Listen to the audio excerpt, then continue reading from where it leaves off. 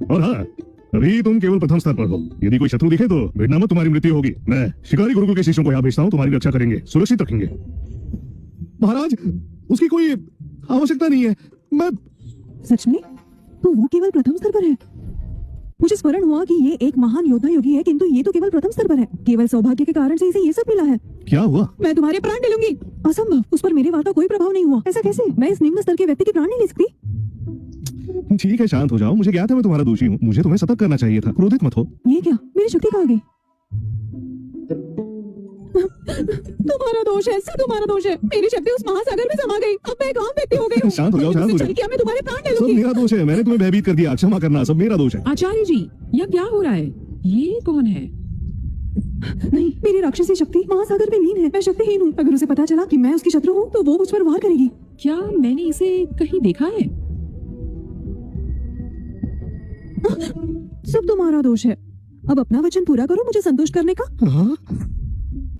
आचार्य जी, कृपया अपने निजी जीवन को स्वयं तक रखें। मुझे लगा ये मेरी शत्रु असुर जादूगरनी है, परंतु आभास होता है कि ये वो नहीं है। मेरी शत्रु तो क्रूर और निर्दयी है, परंतु कोई युवती क्यों ही ऐसे व्यर्थ व्यक्ति को चाहेगी? शिष्य, ये युवती। हाँ, ये केवल एक भ्रम है।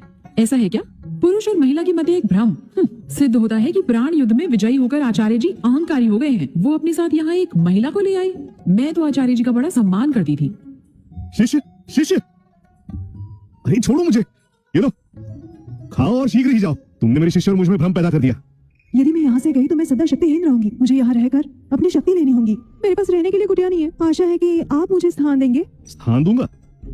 मैं भोजन बनाऊंगी, कामकाज करूंगी, आपका ध्यान रखूंगी। इसका शरीर और इसका सौंदर्य सभ्य है। इसने महासागर में डुबकी लगाई और इसे एक खरोंच तक नहीं आई। ये मेरी शिष्य बनने योग्य है। मुझे और 4 शिष्य चाहिए। यदि तुम यहाँ निवास करना चाहती हो तो ये संभव है, किंतु उसके लिए तुम्हें मेरी शिष्य बनना होगा। आपकी शिष्य बनना होगा? प्रथम स्तर पर होकर मेरी आचार्य बनने का दुस्साहस? ठीक है, परिस्थिति के अनुसार यही उचित है। जैसे ही मुझे मेरी शक्ति मिल जाएगी मैं इसके और टेसा के प्राण ले लूंगी। प्रणाम आचार्य जी। तुम उस कुटिया में निवास कर सकती हो। कल मैं तुम्हें इस गुरुकुल की तकनीकें सिखाऊंगा। अवश्य।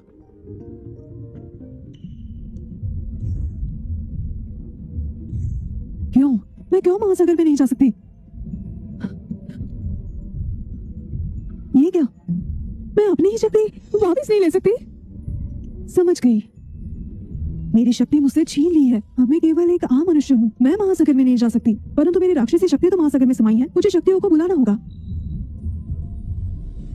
असुर समुदाय की मेरी शक्ति हो, चिंता मुक्त गुरुकुल आओ। जो आ गया। केविन, तुमने मेरी नीति नष्ट कर दी। जैसे ही मुझे मेरी शक्ति मिलेगी मैं तुमसे निपटूंगी। थक गया। स्वर्णिम आभा, सिद्ध होता है मैंने उचित शिष्य को चुना। एक और शक्तिशाली शिष्य आ गया।